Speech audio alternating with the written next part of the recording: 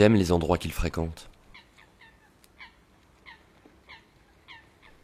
J'aime l'ambiance hivernale de ce lac qu'il traverse pendant ses noces.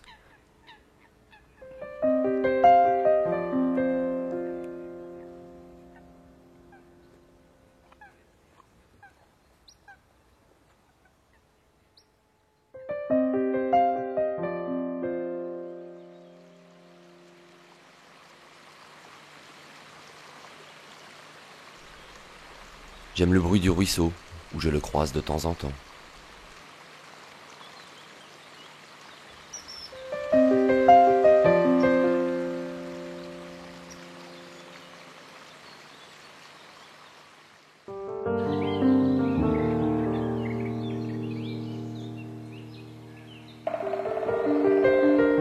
J'aime l'odeur de l'ail des ours, dans cette forêt où je traîne souvent mes bottes.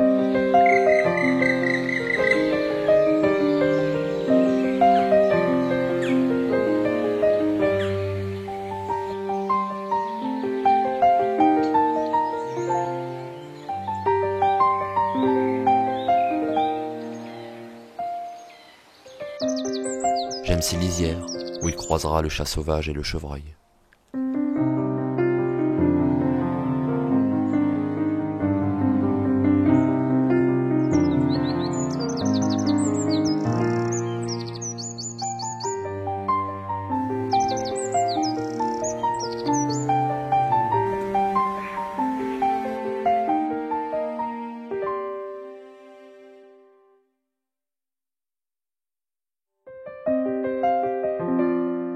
J'aime l'odeur des fruits mûrs du vieux verger.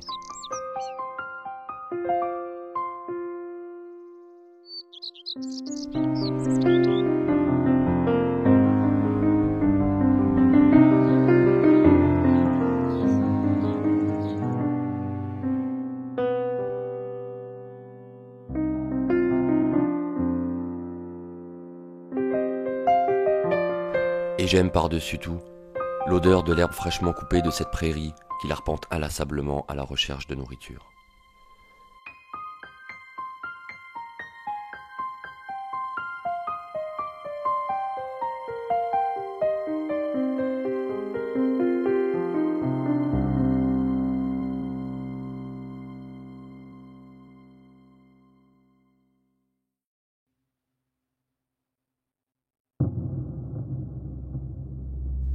Quatre soirs que je ne vois plus la renarde.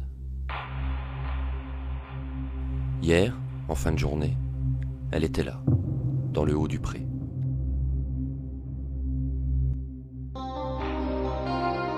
Je le sais, je ne suis pas le seul à venir l'observer.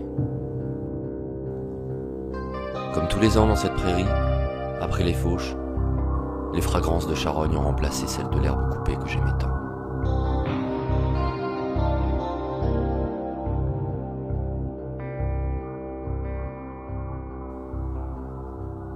Le renard ne laisse personne indifférent. Il me fallait comprendre les liens complexes qui unissent le renard aux hommes, de ceux qui l'adulent à ceux qui le traquent.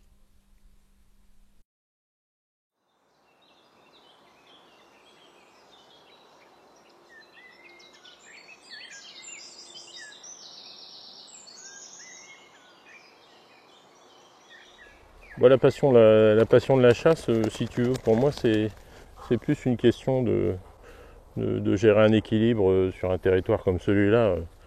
On a pu parcourir ensemble. Donc il y a un peu chaque espèce, quoi. Un peu de renard dont on parle aujourd'hui, du sanglier, du chevreuil, etc. Sans qu'une espèce, du lièvre, du faisan, du perdreau, sans qu'une espèce prenne le dessus par rapport à une autre. Donc pour moi, le rôle du chasseur et ma passion, c'est d'essayer d'être un régulateur, un prédateur, ce qu'on veut, mais pour maintenir un certain équilibre entre les différentes espèces. Voilà. Après, là, il y a la passion de la chasse au renard, comme on fait. J'aime bien chasser surtout le matin, à l'approche. D'autres chassent à l'affût sur un mirador. Voilà, mais on le chasse aussi en battu. Bon, c'est un beau gibier de chasse, rusé, intéressant, qui se défend. Et c'est ça qui m'intéresse aussi quand on chasse le renard. Je crois qu'on peut dire du renard que c'est une espèce remarquable à bien des égards. Elle est remarquable, il suffit pour cela de considérer son aire de distribution, puisque c'est une espèce qu'on va retrouver depuis la toundra en Alaska jusqu'au milieu désertique de Tunisie, en passant par les écosystèmes qu'on trouve ici chez nous en Lorraine, que sont les forêts, les plaines agricoles, les zones où alternent des haies, des prairies, des forêts. Et il a même élu domicile au milieu des villes. Un animal qui est capable de telle qualité d'adaptation est un animal forcément remarquable. C'est un animal aussi qui est remarquable si on considère son régime alimentaire. Ce n'est pas, à l'inverse de certains carnivores, une espèce spécialisée sur un type de proie en particulier. C'est avant tout un prédateur de micro-mammifères. Donc les micro-mammifères, chez nous, il en existe une grande diversité. Mais c'est aussi une espèce qui est capable de compléter son régime alimentaire par la consommation, par exemple, de fruits, de baies, voire parfois d'insectes. Donc à ce titre, c'est un animal que l'on va qualifier d'opportuniste, et c'est une des raisons de sa réussite en termes d'occupation d'habitat et d'aire de distribution. Je suis piégeur, je piège les renards pour deux raisons essentielles. D'une part, sur un territoire de chasse pour essayer de maintenir un équilibre proie-prédateur qui est pas toujours respecté. On voit plus sur un territoire de prédateurs que de gibier ou d'autres espèces. Et puis on piège aussi les renards chez des particuliers donc qui ont des poules, qui ont des lapins, qui sont victimes de prédation.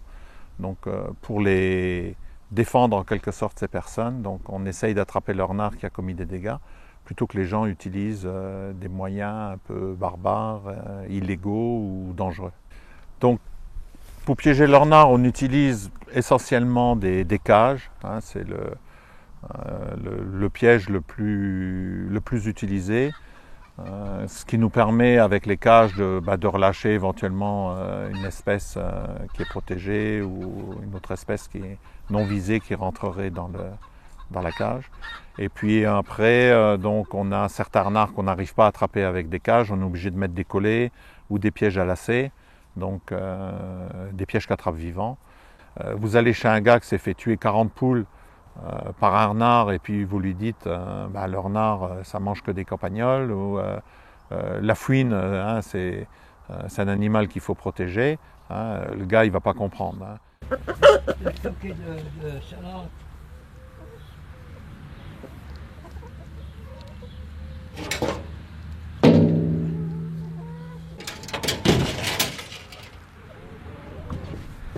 Oh, là il fait bon, oh là. Jeannot, viens mon gamin, viens.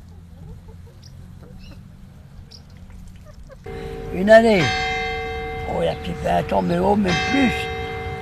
Tu vois, dans les pluies, tu vois là-bas, c'était pas fermé. Et bien là-dedans, une fois, ils m'avaient pris 3 gros oussons et puis une vingtaine de canards. Ils étaient rentrés dedans. Alors, ils étaient au moins 3 ou 4. Et voilà, sûrement toute la famille. Voilà. Et là, j'en ai trouvé juste un ou deux plus loin, là, emporté. Ben oui, tu vois, c'est rigolo, ça. Il n'y avait plus rien. Et ça, quand tu sais que tu as des bêtes là-haut, tout d'un coup, tu viens, il n'y a plus rien, ça fait chier, sur le coup, ça te fait chier, tu dis, merde. Ben oui, c'était les renards. Pourtant, il y a des barreaux, hein. Et ben, il n'y a pas plus que ça, tu sais, il y a 2 ou 3 barreaux. Je te montrerai là. Les plaies, eh ben oui, il fallait qu'ils se couchent pour rentrer dedans. Alors, il y a plus que 20 ans. Et je ne suis pas mort pour ça, hein, mais ça fait chier, quoi. C'est dommage. Ben maintenant, ça va, j'ai mis du grillage, je ne peux plus rentrer dedans. Mais maintenant, j'ai des rats, alors c'est pas mieux, va. Qu'est-ce que tu veux? Comme la nature, tu peux pas y aller. Alors, pourvu qu'ils ne mangent pas mes chats, moi. Ah, ça, Titi, c'est comme mes gosses, les chats, là. Un moustique. Ah, moi, ils sont... Enfin, qu'est-ce que tu veux? Je suis un peu fou, quoi, mais... J'aime bien les bêtes, là, moi. Viens, Mimi, viens. Oh, il se méfie de toi, tu vois. Il n'avance pas bien. Oui, il fera rien. Je me méfie pour toi, il n'est pas sauvage celui-là. Viens, viens, viens ma gamine, va. Viens. Regarde-le, il t'a peur, regarde-le. Tu te mets à première loge, toi, hein. Et tu penses, il n'a jamais vu un bonhomme comme ça. Eh, il n'est pas beau, ces gros cheveux, hein. Les gens qui ont des poules, ils veulent que les poules elles courent dans un espace d'herbe qui est clôturé, et puis elles ne veulent pas que les poules soient enfermées 24 heures sur 24 dans un bunker, quoi. Donc on essaye de faire un peu du bio. Vous avez des renards, les gens, on vous dit, bah, ils ont qu'à enfermer les poules. Moi j'ai des gens à 10 heures du matin qui se font tuer des poules. Donc après, à 10 heures du matin, si on ne peut pas laisser courir ces poules, c'est pas normal, quoi. Donc on n'arrivera jamais à dire le renard il est gentil, comme dans Walt Disney, il discute avec le lapin, quoi. C'est pas demain la veille, il y aura toujours des dégâts.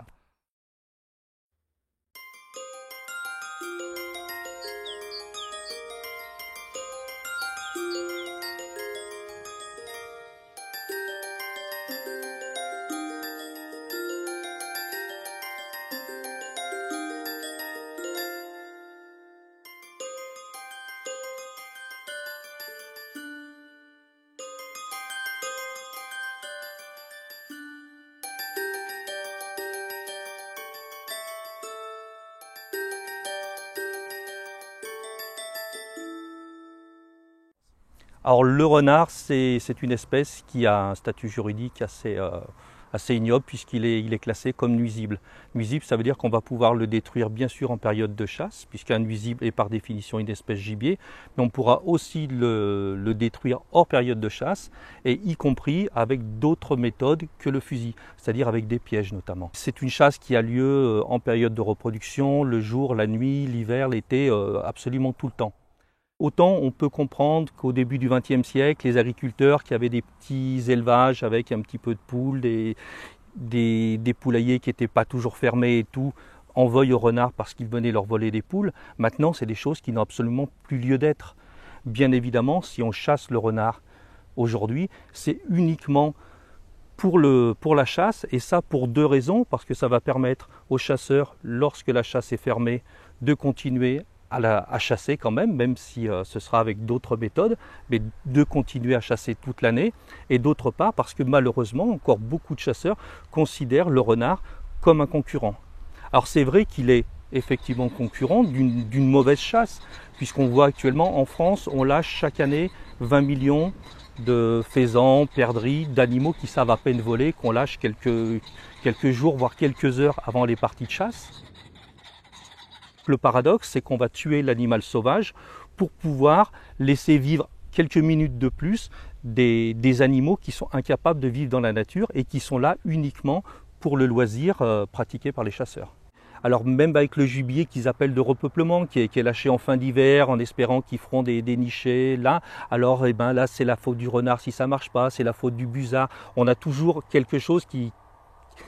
On va trouver un petit peu un coupable facile, alors que le vrai problème, c'est vraiment cette transformation du milieu rural qu'il va falloir arriver à reconquérir d'une façon ou d'une autre. Malheureusement, on n'en prend pas vraiment le chemin, on est plutôt en train de voir une petite agriculture qui va diminuer en faveur d'une très grande agriculture, une agriculture intensive.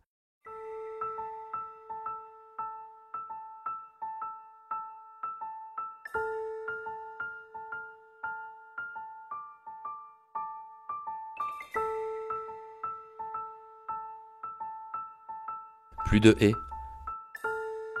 moins de chemins et des terres empoisonnées. Si le renard s'accommode facilement de la transformation des milieux agricoles, il n'en est pas de même pour les autres espèces.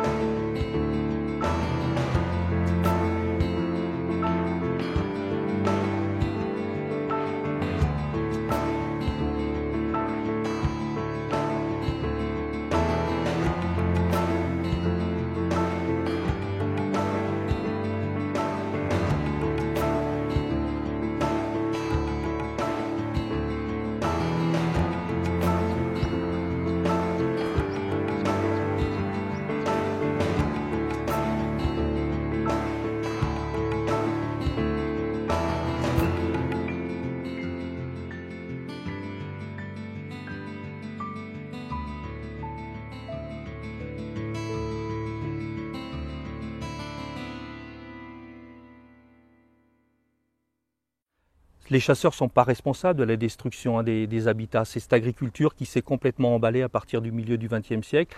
Agriculture de plus en plus intensive, des pesticides qui ont été complètement généralisés. Même si maintenant beaucoup de pesticides ont été interdits, on voit encore les pulvérisateurs qui tournent sans arrêt sur les terres agricoles.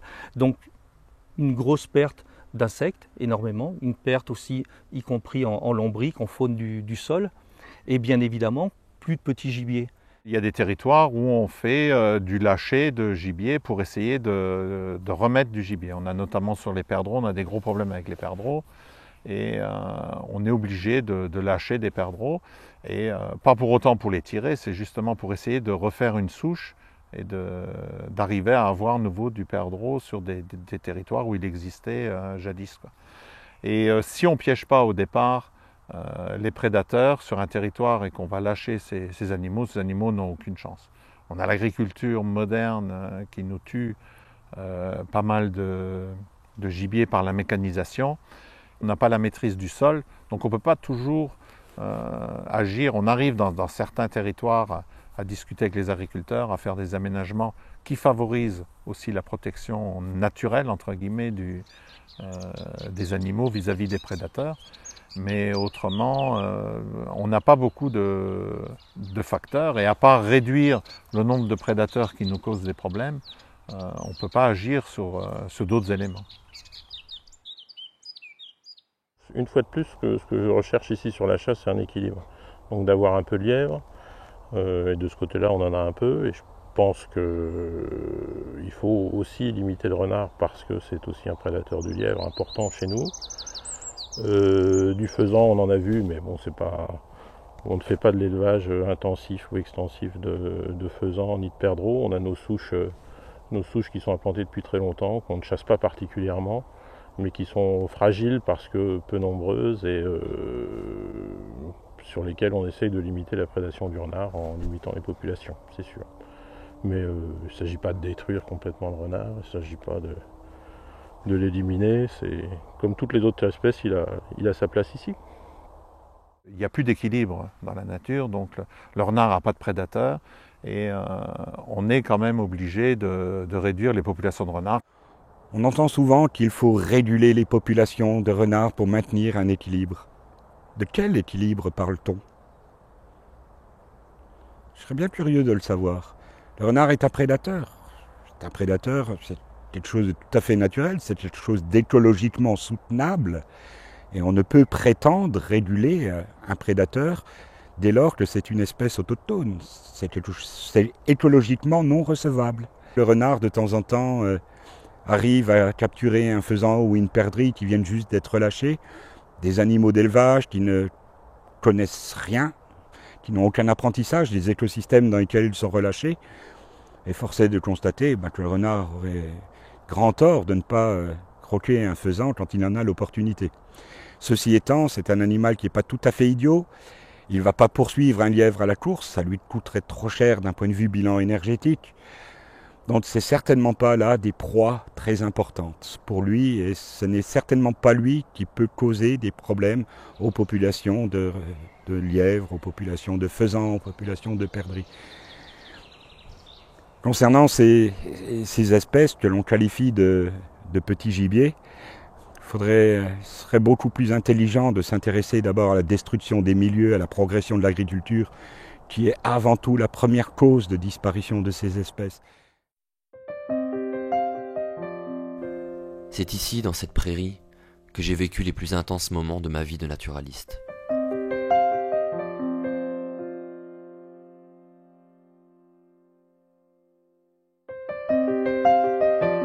Dans le parfum de l'herbe coupée, c'est un monde secret qui se dévoile à celui qui prendra le temps de l'observer.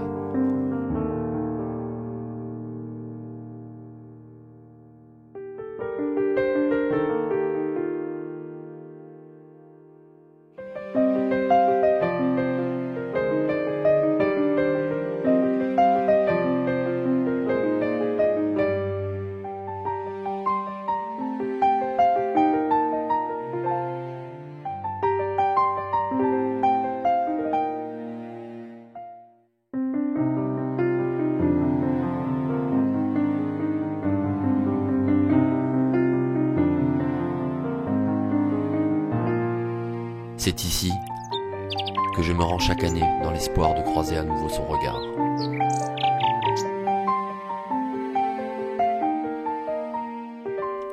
On ne sort jamais indemne de ces rendez-vous sauvages.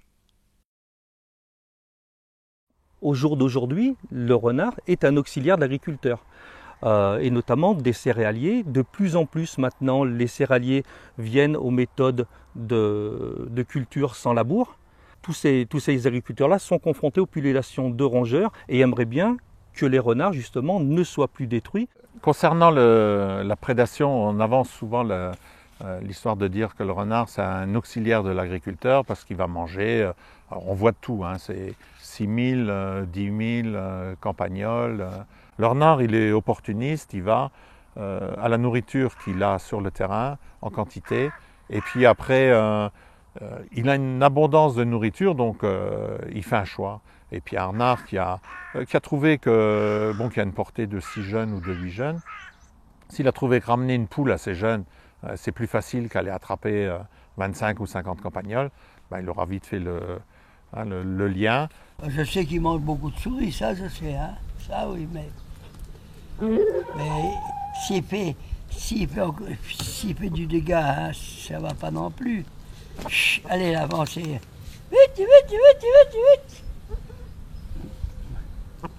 Je suis agriculteur maintenant depuis 1976, je suis agriculteur céréalier. Je fais 150 hectares, donc divisé en 3 cultures. Maintenant on diversifie un peu plus, on fait une culture de blé, de colza et d'orge d'hiver. Maintenant on commence à implanter des orges de printemps. Et une nouvelle culture qui rentre aussi, c'est le petit pois. Le gros problème que l'on a rencontré surtout cette année, c'est dans les colzas, une invasion de campagnols. Mais quand je dis une invasion, c'était énorme. Je n'avais jamais vu ça de ma vie. On a récolté les céréales assez tôt, heureusement, sinon les rongeurs auraient fait de très gros dégâts. Le seul moyen de lutte, ce sont les auxiliaires qu'on a besoin. Les rapaces, c'est indispensable, c'est eux qui font le nettoyage.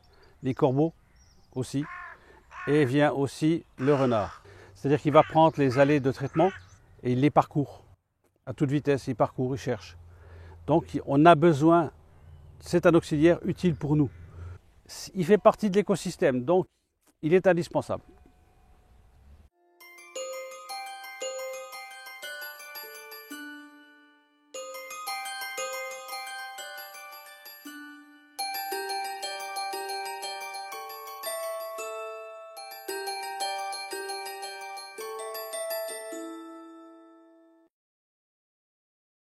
Chaque renard fait économiser aux agriculteurs 3 000 € par an.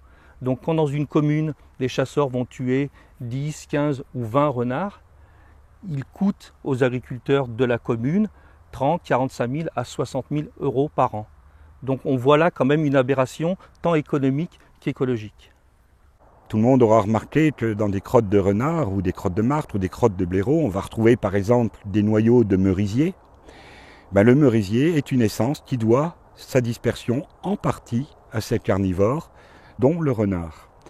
Alors, si je précise ça, c'est que le merisier, c'est une essence qui vaut cher, hein, elle coûte jusqu'à 400 € à peu près le mètre cube, soit 2 fois plus qu'une essence telle que le chêne, et plus de 4 fois plus qu'une essence comme le hêtre, donc derrière, on y voit même un intérêt économique.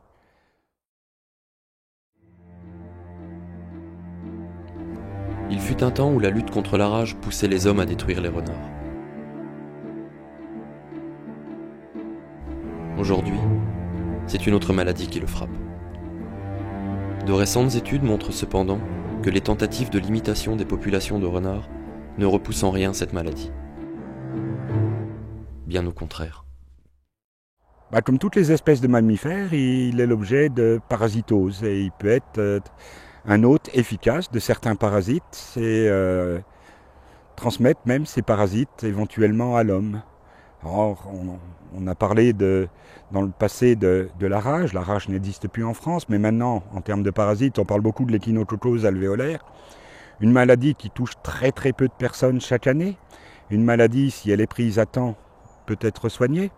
Et puis le renard n'est qu'un vecteur parmi les nombreux vecteurs que l'on peut trouver, et en particulier le chien et le chat. Et récemment, je crois comprendre que l'on n'a plus le droit d'évoquer ce motif de transmission de l'échinococose pour essayer de le déclarer nuisible. Bon, certains chasseurs se servent un peu du prétexte de l'échinococose pour dire qu'il faut réguler les renards. Bon, personnellement, je pense que le fait de réguler les renards, c'est pas ça qui va faire diminuer l'échinococose. Et c'est pas un problème qui me gêne, c'est plus le fait de l'impact sur l'équilibre proie-prédateur qui me fait réguler le renard plutôt que l'échinococose. L'entente de lutte interdépartementale contre les zoonoses est un établissement de coopération interdépartementale qui travaille sur les maladies transmises à l'homme par les animaux sauvages qu'on appelle les zoonoses.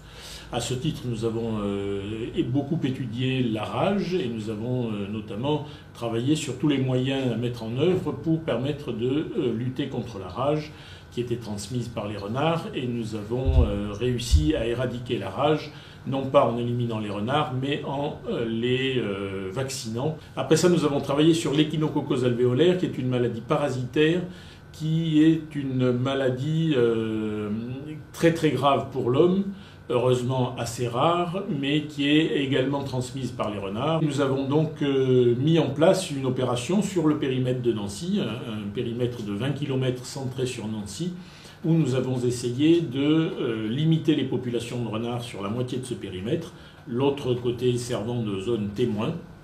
Pendant 3 ans d'expérimentation, nous avons sur ce territoire éliminé à peu près 1000 renards, et nous avons chaque année suivi l'évolution de la prévalence, c'est-à-dire le taux de renards contaminés sur les 2 territoires, donc le territoire témoin et le territoire sur lequel nous faisions cette régulation. Ce que nous avons obtenu, qui était un peu surprenant, c'est que nous avons constaté qu'il y avait, à la fin de notre expérimentation, plus de renards qui étaient contaminés que de renards qui ne l'étaient pas.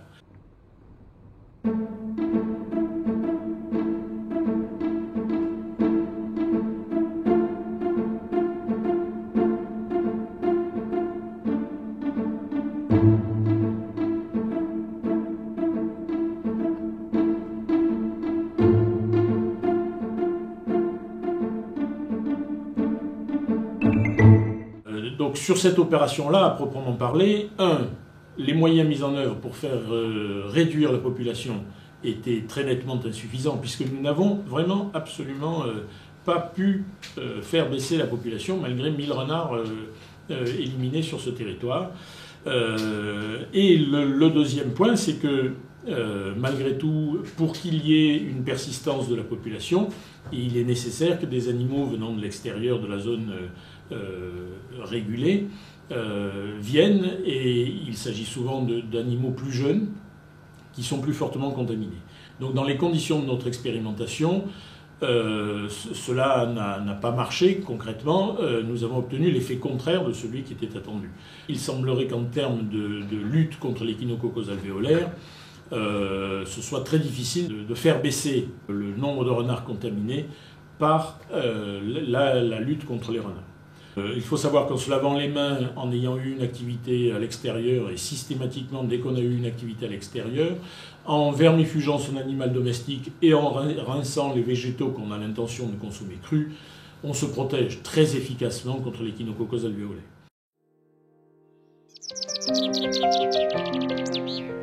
Le renard ne laisse personne indifférent. De ceux qui l'adulent à ceux qui le traquent, le discours est toujours passionnel et passionnant. C'est un animal merveilleux. Maintenant, après, c'est pas pour ça que j'en tire pas ou que j'en piège pas. Mais une fois que j'ai tiré, si je tire un renard, je vais le tirer. Je vais pas le tirer à des distances impossibles. Je vais le tirer pour le tuer et pas pour le blesser. Et pareil, quand j'ai un renard dans un piège, je m'engage à ne pas le faire souffrir et à le tuer proprement, rapidement. Et c'est un animal que je respecte, et c'est vrai que quand on voit un renard, c'est fascinant de le voir chasser. C'est tout de même une chose qui est absolument inadmissible. Alors d'un point de vue éthique, bien entendu, puisque le renard, comme n'importe quelle espèce, a le droit de vivre et de vivre à proximité de l'homme. C'est d'autre part un peu de sauvage qui vient près des villes, puisque le renard vit près des villages et est vraiment à proximité. Donc socialement, il y a une vraie demande de nature sauvage, et le renard fait vraiment partie de ces éléments un petit peu charnières entre le sauvage et la partie très, très anthropisée. Donc on se retrouve là vraiment à vouloir chasser le sauvage au maximum. Et puis un renard, bon, quand on voit des jeunes renards, faut quand même être honnête, c'est quand même un animal qui est beau à voir. Ça a des belles couleurs, c'est agréable. Un animal qui vaut largement le fait d'en parler, quel que soit son point de vue sur l'animal. Je te dis, il y en a qui sont pour les autres camps de-bas. Enfin, je sais que les renards, ils font plus de mal que de bien, ça, c'est sûr. Il ne faut pas montrer du doigt un prédateur, il ne faut pas prendre le renard comme un bouc émissaire. C'est complètement stupide, ça n'a encore une fois écologiquement aucun sens. Là, tu vois, j'ai un renard là, qui traîne, quoi. Et j'ai pas le temps en ce moment de piéger. Bon, c'est pas grave, quoi. En plus, c'est un jeune, je l'ai vu 2-3 fois. Bon, je l'attraperai quand j'aurai le temps, mais pour l'instant, il me gêne pas, quoi. Et puis, mais je sais que j'ai pas de vieux renards sur le territoire. Et ce jeune-là, bon, je l'attraperai, mais pour l'instant, j'ai pas le temps, donc je le laisse vivre et profiter.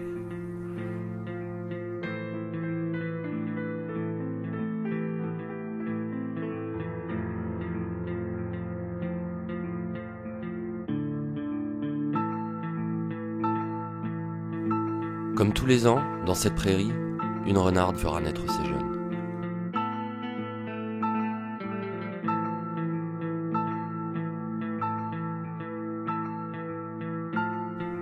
Elle s'approchera de la ferme, rôdera près du poulailler et visitera certainement les poubelles de quelques maisons du village.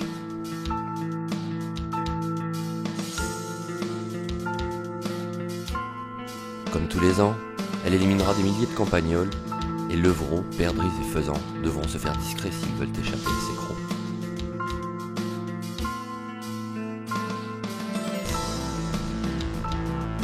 Comme tous les ans dans cette prairie, quand l'herbe sera coupée, je serai là.